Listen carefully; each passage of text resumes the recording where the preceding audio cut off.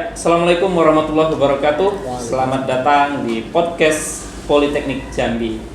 Kita akan bincang-bincang dengan tamu luar biasa nih di sore ini. Ya, kita ketemu dengan Pak Fardikal jauh-jauh dari Qatar. Hanya untuk podcast di sini. Kemudian juga Bang Adam, ya panggil abang aja. Boleh. Siap. Bang, ya, yang terlalu formal. Oke, untuk pertanyaan, kayak tanya jawab ini. Mungkin kita sharing mungkin dari Bang Fardikal dulu. Gimana semasa kuliah, apa yang bisa dibawa sehingga bisa sampai ke Qatar? Oke, terima kasih Bapak Iksan. Bapak Ihsan ya. Jadi saya perkenalan diri dulu Pak ya. Nama saya Fardikal Asnanto. Saya alumni Politeknik Jambi tahun 2013. 2013 ya. Sama alumni kami satu angkatan. Jadi waktu itu bukan di sini kan kampusnya kan, kampus sebelumnya kan. Sebelumnya. Ya. Jadi 2013 kita lulus. Awal karir saya di prodi teknik mesin. Teknik mesin ya? Teknik mesin. Wah, nih yang anak-anak mesin. Ini contohnya sudah ada. Okay. Jadi di teknik mesin 2013 saya lulus. Jadi awal saya kerja masih di Jambi. Dulu waktu pertama kali saya lulus saya pernah sempat sales berapa bulan? 3-4 bulan gitu. 3-4 bulan. Sales HP. Enggak apa-apa nyebut produk ya? Iya, boleh. di smartphone dulu. Oke. Sales HP, bawa HP, jualan kan. Nah, saya sudah 3 bulan 4 bulan dapat saya kerjaan di alhamdulillah di PetroChina kan. Di Jabung. Dapat berkarirlah saya selama 7 tahun. 7 tahun. Nah, dari 2014 sampai 2021. Nah, jadi setelah dari situ 2021 dapatlah saya baru kerja di luar negeri. Itu luar negeri. Tepatnya di Qatar. Nah, di PetroChina kan saya awal karir dari operator produksi pindah ke production testing. Jadi ngurus tes semua sumur-sumur produksi di situ kan. Iya. Lanjut itu baru saya dapat tawaran well testing di Qatar. Ya. Nah, sebenarnya nggak nyangka juga kan bisa kesana kan. Ya saya sih bukan orang yang populer, bukan orang pintar-pintar sekali kan. Cuma balik-baliknya lagi rezeki, ya kan. Rezeki itu nggak bisa. Cuman rezeki kan harus dilapisin dengan keinginan. Kalau nggak ada keinginan, nggak ada kemauan kan susah juga gitu. Nah, jadi kenapa saya bisa dapat di Qatar? Waktu itu saya kan aktif nih main di sosial media yang LinkedIn. LinkedIn ini memang bagus gitu. Nah, jadi 2019 sebelum saya ke Qatar, saya pernah tawaran konsultan di Brunei. Well testing juga. Jadi di Brunei, cuman ya karena mereka itu nelpon dari Abu Dhabi, kan konsultan dari Abu Dhabi tuh. Nelponnya di sana kan selisih 5 jam. Mereka masih sore, kita jam 6:30 malam. Saya lagi kerja di lokasi yang susah sinyalnya. Nah, jadi putus-putus gitu. Nah, habis itu udah gagal. Nah, sampailah tahun 2021 saya dapat yang di Qatar melalui LinkedIn. Jadi LinkedIn buat kawan-kawan yang menyaksikan podcast ini. Perlu. Ya, jadi LinkedIn itu kalau saya sendiri ya sampai hari ini dalam 1 hari itu minimal 1 jam. Jadi kurang-kurangi Facebook ya kan. Kalau untuk Instastory nggak masalah. Ya, saya sering mantau itu banyak Instastory dari Instastory. Cuma LinkedIn kalau misalkan kawan-kawan punya akun atau belum punya akun bagus sih kalau mau buat gitu. Ya ini Buat, untuk alumni ya. ya alumni, bahkan yang kawan-kawan yang masih kuliah pun nggak masalah gitu. Nah, kuliah setiap intensif kayak magang apa segala macam Ya. buat di situ kan. Nah, dari situlah saya dapat dikata. Bahkan HR-nya langsung yang ngechat waktu itu. Iya, HR-nya ngechat kan, kalau memang kamu mau pekerjaan ini tinggal kirim CV. Itu ya, saya senang LinkedIn di situ. Jadi kita tinggal connect, follow. Jadi kita bisa chat langsung ke semua HR di situ. Jadi nggak perlu tukaran nomor handphone kan, udah langsung itu. Nah, dapatlah saya di sana. Jadi prosesnya sih nggak perlu lama-lama. Saya dapat tawaran hari ini, 3 hari kemudian saya ditelepon, klarifikasi, habis itu langsung interview sekitar 1 jam, baru sekitar 3 hari lagi medical gitu kan, proses normal, udah berangkat. Interviewnya online? Iya, online via Zoom. Udah, jadi singkat sih. Singkat, ya. Padat. Dan saya di sana kerjanya di well testing. Klien kita Qatargas. Jadi sumur-sumur mereka itu yang sudah dieksplorasi, sudah completion, baru kita testing gitu. Jadi bukan sumur yang belum diproduksi gitu, baru selesai dibor gitu kan. Nah, itulah kira-kira Singkat cerita. Wow, mantap ya kalau kita simak ini. Mungkin kita merasakan kita ingin pergi ke Qatar juga gitu. Tapi yang saya lihat tadi menarik sekali itu ternyata jenjangnya ada 3 ya. Lulus jadi sales HP ya, kemudian kerja di Jabung 7 tahun. Itu kalau prediksi saya udah kerja 7 tahun ya sudah gitu ya. Ini apalagi yang sesuai nih. Kita di orang mesin, berhubungan dengan mesin, ya ngapain ke luar negeri gitu ya. Ternyata Bang Ferdikal nih mengambil jalan lain gitu ya, berani keluar. Itu kira-kira kuncinya apa yang perlu dipersiapkan untuk generasi berikutnya? Sebenarnya kalau ngomong tips itu sebenarnya saya masih minder gitu. Nah, harus ngasih sesuatu yang, karena bagi saya sukses itu masih jauh di mata saya gitu. Nah, itu diri saya pribadi ya. Tapi yang saya pegang dari yang saya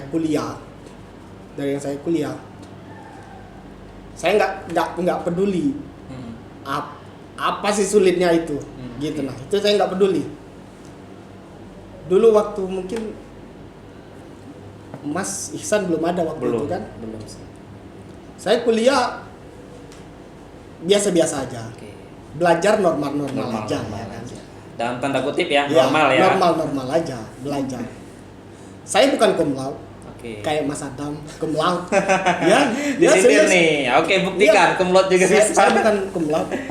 Maksudnya yang penting itu kan jangan sulit apa. Bayangin, saya belum lulus, saya sebelum sidang proyek akhir kan, waktu itu saya sempat pergi ke Tangerang itu.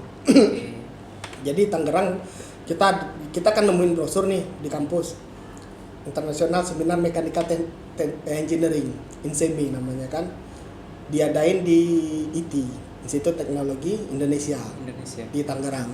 Jadi sudah ngobrol dengan Ibu Direktur kan, dia mau, ada dananya, berangkatlah kita. Saya sama dosen pembimbing waktu itu. Jadi saya tahu bakal susah. Maksudnya ini internasional, pasti sesuatu ini bakal ini nih, gue bilang bakal materi kita kan bukan materi proyek akhir. Cuman kita seminarin dan kebetulan yang kita kirim abstrak itu diterima. Ya kan? Materi kita, ya udah. Pergilah kita selama 4 hari ya, Bang. 4 hari. 4 hari sekali pas lihat random itu Ukraina pematerinya. Malaysia. Itu semasa kuliah sudah lihat suasana yang seperti itu ya? Akhir-akhir mau sidang, sebelum sidang kita ke sana kan. Jadi bahasan mereka itu sudah bahasan atom, nuklir gitu. Nah, kita kan bahasannya bahasan proyek akhir. Jadi nggak, ya udah, kalaupun minder kita mentok-mentok di situ. Cuman jangan nyerah di depan gitu. Jangan mikir apa itu dah. Jangan gitu. Maksudnya kalau optimis memang, ya. Iya, optimis. Jadi kurang-kurangilah sedikit rasa malu tuh kan. Ya. Rasa malu ya. Iya, rasa malu tuh kurang-kurangin sedikit. Tapi kalau mau ini kan tips kan. Makanya aku bilang. Jadi ambil, jalani. Jadi kita presentasikan hasil proyek akhir kita di situ. Nggak bahasa Inggris, yang lain bahasa Inggris. Cuman ada beberapa dari kampus kayak Politeknik Gajah Tunggal. Terus saya lupa ada beberapa kampus itu mereka bahasa Indonesia karena banyak mahasiswa IT yang hadir nonton di situ gitu. Nah, ya udah. Jadi sudah selesai 2 hari acara itu, ya kan? 2 hari acara pokoknya. Ya udah pulang kita lanjut kuliah kan, kuliah.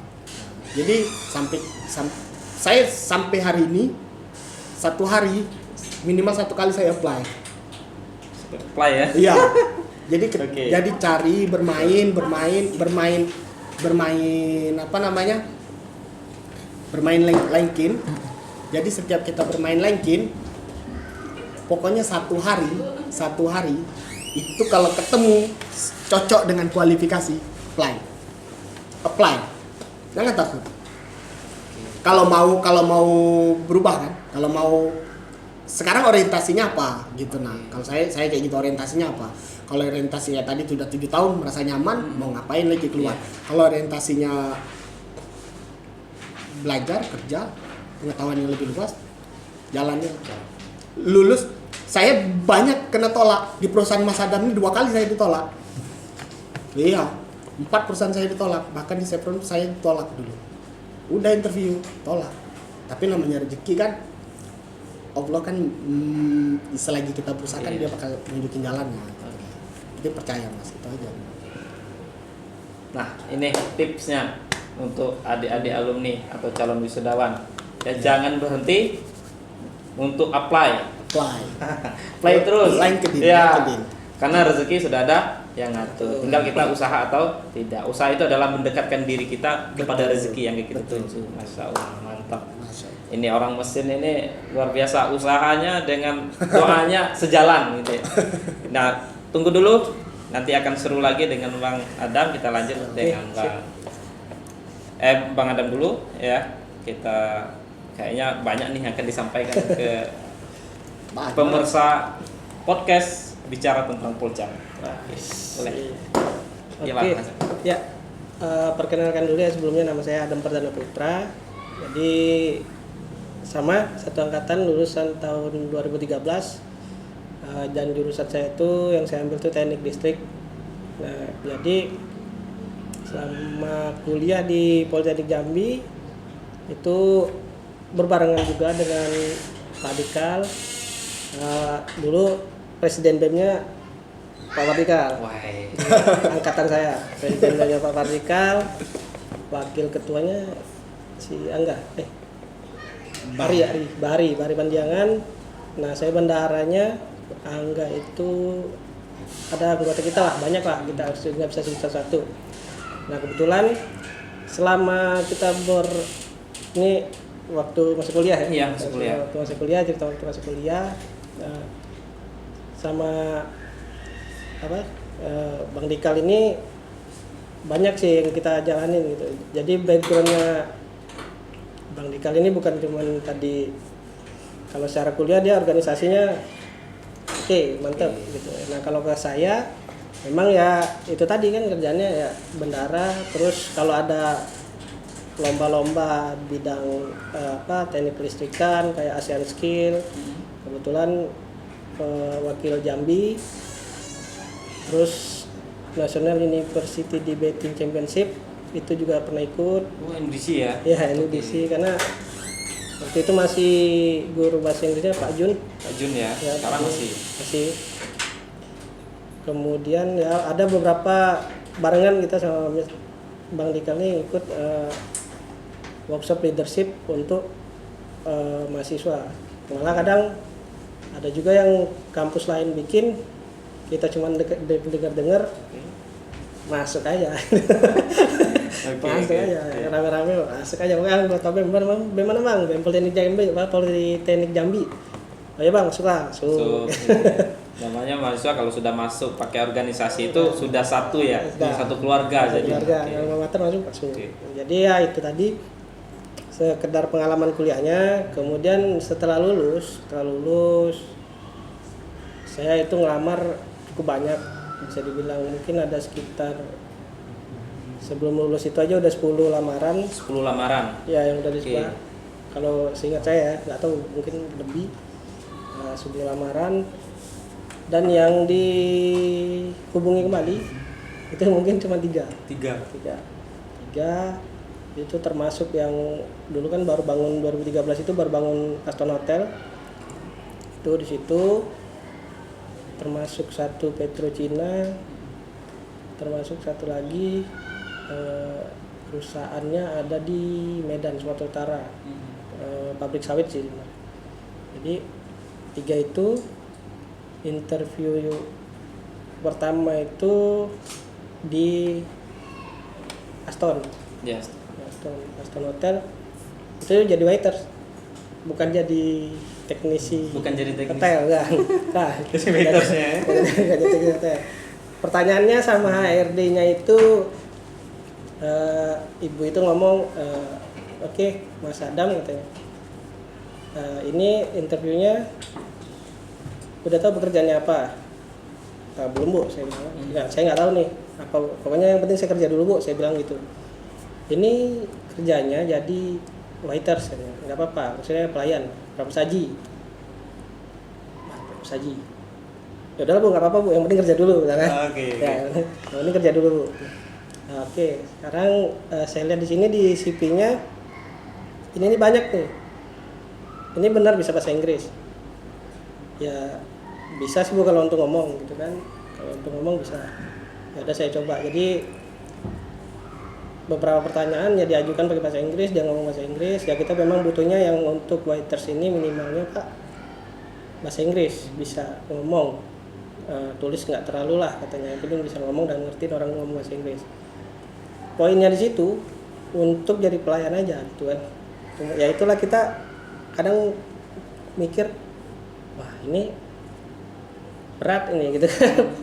Baru jadi pelayan gitu, itu udah dipaksain untuk bahasa Inggris. Ya, ditanya untuk bahasa Inggris. Oke, Mas Adam, besok ini sudah saya anggap accept katanya, saya acceptable. Jadi besok Mas Adam mulai kerja karena besok kita mulai operasional untuk Aston Hotel katanya. Sorenya telepon sama HR-nya Petrocina. Waktu itu Pak siapa sih namanya saya lupa, terus dibilang Pak Adam mohon maaf ini besok bisa nggak kira-kira untuk ngikutin tes tertulis. Dah saya bingung nih, aduh saya antara Aston dan Petrocina ya Aston dan Petrocina gambling nih, aduh gitu kan, gimana nih ya. Dengan berat hati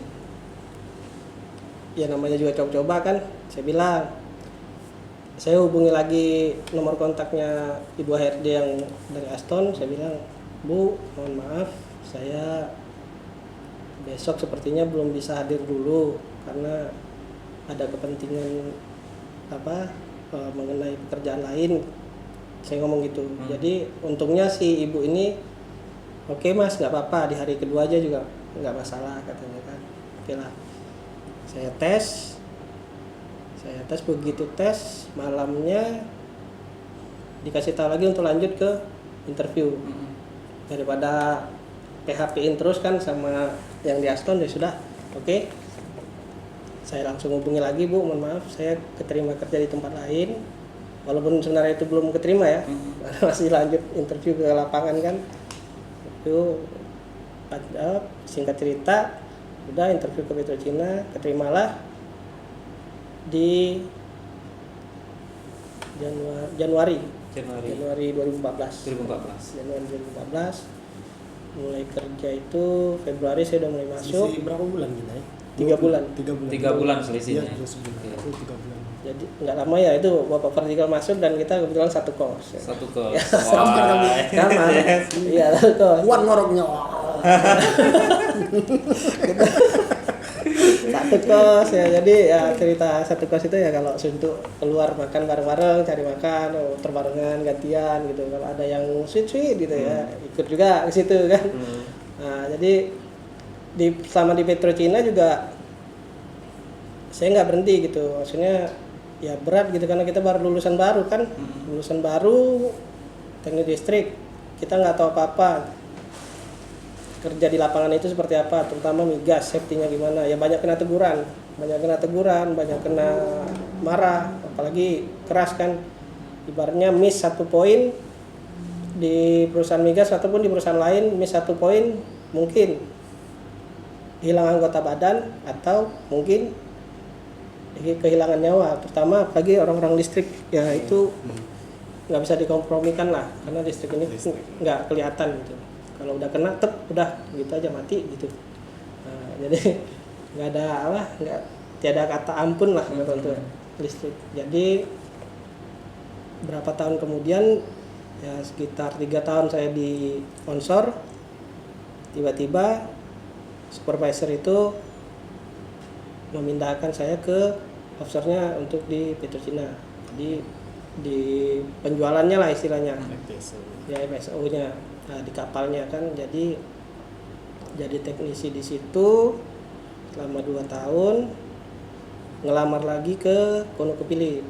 Jadi dari awal saya masuk itu saya udah ngelamar nih, dari kerja di Petrocina itu udah mulai jenjang ngelamar. Jadi total tuh 7 tahun kan, 5 tahun di Petrocina. 5 tahun di Petrocina itu saya udah ngelamar, selama 5 tahun itu 4 kali ya. Untuk ke Conoco aja, yang di Conoco ya. Kalau perusahaan lain itu mungkin udah banyak sih yang di luar dari itu. Udah 4 kali, yang keempatnya baru dipanggil. Alhamdulillah lulus, rezeki sampai sekarang masih di Conoco, cuman kan sekarang perusahaannya udah diambil alih sama Medco Energy. Itu jadi sampai saat ini perjalanannya ya sebatas itu gitu. Dan kebetulan sekarang diminta juga untuk jadi ya ketua ikatan alumni kan. Iya. Ketua ikatan alumni amanah ini, ikatan alumni. Awalnya kan Bapak Vertikal, cuman karena perbedaan waktu dan jarak, jam tidur juga ya. Ya, jam tidur juga. Jadi kembalikan ke Indonesia. Tuh, jadi ya sekedar sharing yang alumni Politeknik Jambi ya. Kalau dengar dari kata Pak Ihsan tadi, saya benar-benar sayang gitu kan, apalagi saya dulu jadi waiters, Mas Bang Vertikal ini jadi sales. Ini ditawarin perusahaan, sebuah perusahaan yang udah jalan, udah jelas gajinya, udah jelas fasilitasnya, mundur, masih nyari-nyari yang ya lebih dekat di Jambi lah gitu, lebih dekat sama orang tua. Oke, kalau mungkin teman-teman yang orang tuanya tinggal sendiri, itu namanya juga pilihan hidup. Kalau memang untuk menjaga orang tuanya nggak masalah sih, nggak terlalu besar gitu. Cuman bagi yang mereka yang masih ada waktu luang, lapang, masih ada keluarganya yang bisa jaga orang tuanya,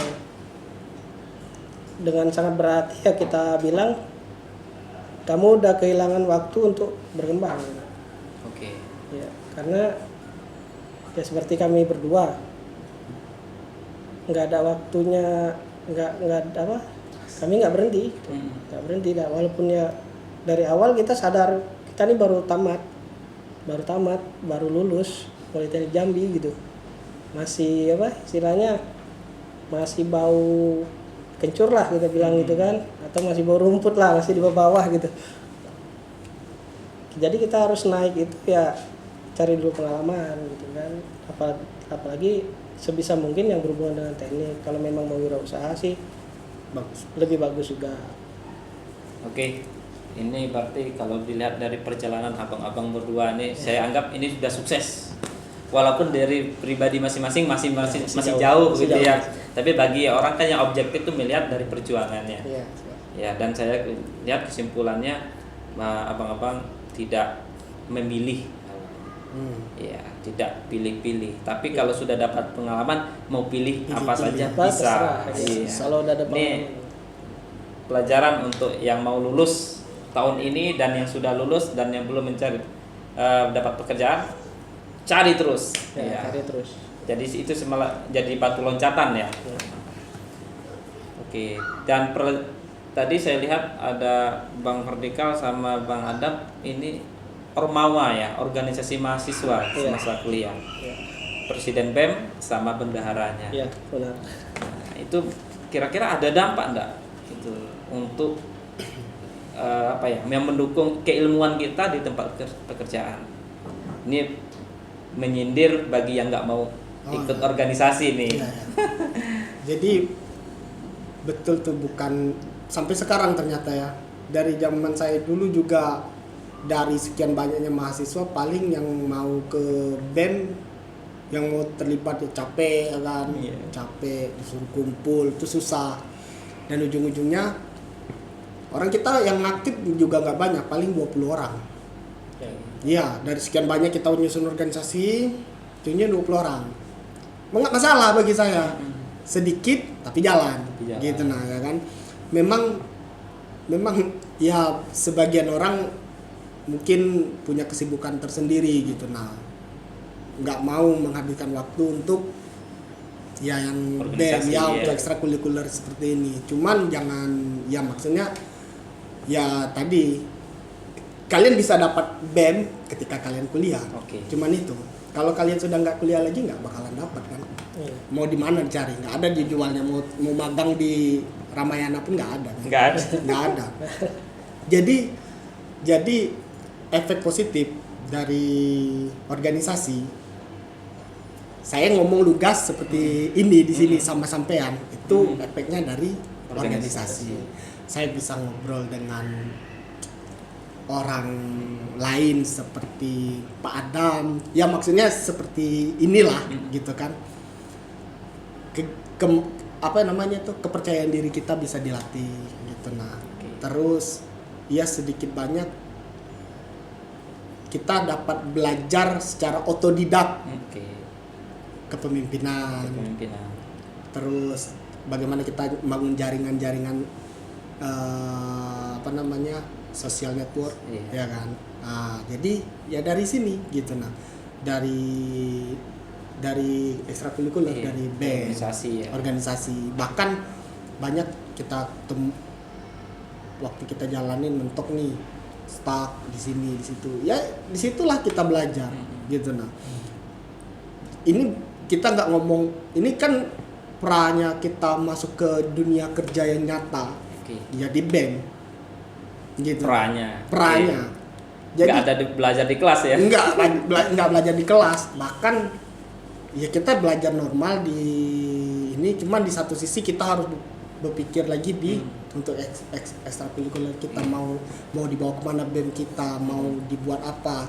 Malu dong, sudah satu angkatan, sudah satu periode cuman nggak ada ngapa-ngapain kan, malu dong gitu. Nah, jadi dari situ kita berpikir kita harus ini kan, harus yang jelas salah satu BEM kita bisa membawa kampus kita keluar ke ya minimal satu Jambi, satu ruang lingkup BEM Jambi dikenal. Banyak sih kalau manfaatnya kan, pasti banyak. Tapi kalau saya lihat BEM peninggalan dari Bang Ferdikal kayaknya jalan. Sampai hari ini saya lihat udah kerjasama juga dengan generasi baik, saya lihat. Amin. Dan mudah-mudahan banyak nih keluarga besar Poljam berikutnya ikuti ya dengan mengikuti jejak kesuksesannya dengan cara mereka sendiri.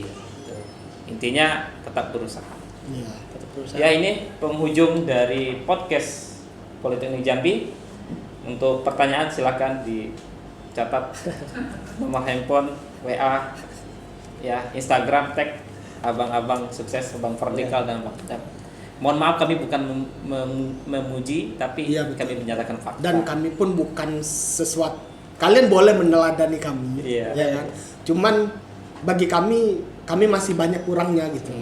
Bukan sesuatu yang harus kalian boleh kalau memang ada yang baik dari kami, boleh semangatnya silahkan. Jadi cuman satu, kalau untuk saya, jangan pilih-pilih kerja lah gitu. Nah, kalau baru lulus jangan pilih-pilih kerja. Kalau pengen kerja karena setiap waktu kita tuh kita lewatin tanpa kita melakukan apa-apa tuh untuk apa gitu. Nah, kalau aku dulu di situ sampai sekarang kenapa aku mau pindah kerja selagi umur saya kan masih 30 tahun nih. 30 ya? 30. Kalau Pak Iksan perasaan. Nah, ya kan? Dengan umur saya sekarang, kalau goals minimal sampai saya bisa settle, saya pengen minimal 5 perusahaan. Gitu. Minimal 5 perusahaan. Cuman ya balik-baliknya lagi kan kalau udah settle ya udah. Kalau kita kan nggak tahu nih, cuman ambisi itu harus ada. Jadi untuk kawan-kawan yang baru lulus pun jangan pilih-pilih lah. Ketika ada kerja, jangan pilih gaji dulu. Jangan pilih gaji. Kerja aja dulu gitu. Nah, kerja ya udah. Gitu. Tapi kalau udah kerja nyaman, mau cari yang lebih baik lagi silakan. Yang penting ketika kita udah nyaman berarti kita udah sedikit lebih maju ke tahap pro. Kalau seperti kata Pak Adam, kalau kita baru lulus itu kan kena marah tuh biasa. Kena marah. Membantin ya. Itulah belajar kita kan. Belajar kita gimana kita beradaptasi tadi dengan lingkungan kerja, tekanan tadi. Tapi ketika kita sudah nyaman setingkat lebih dari itu gitu. Berarti kan kita udah bersahabat dengan lingkungan kerja, aman. Betul, udah boleh marah. Tinggal orientasi.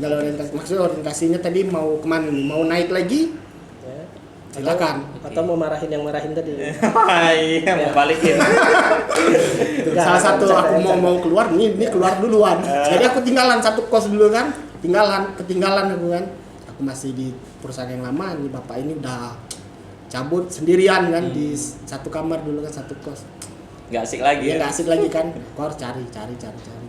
Makanya pulang mau nyusul 2 kali aku ditolak di perusahaannya. 2 kali. Iya, serius. Bukan berarti ini ya, harus karena kebutuhannya kan nggak banyak. Kebutuhannya orangnya kan nggak banyak. Cuman jadi ya itulah. Akhirnya sampailah di sana. Nampak ya Pak? Presiden. Ya. Kalau presiden ngomong tuh lain.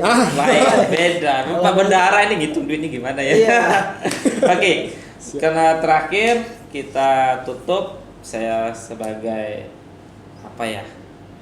lawan berbicara lah, lawan berpikir. Ini mohon maaf jika penyelenggaraan podcast ini pertama untuk alumni kita. Ini ada kekurangan, dan inilah kita Politeknik Jambi yang akan memulai, dan kita ingin menguatkan Indonesia dengan berbagai macam yang kita laksanakan. Satu kata untuk hari ini. Satu kata. Jangan menyerah sih. 2 kata. Oh ya. Semangat. Oke. Satu kata.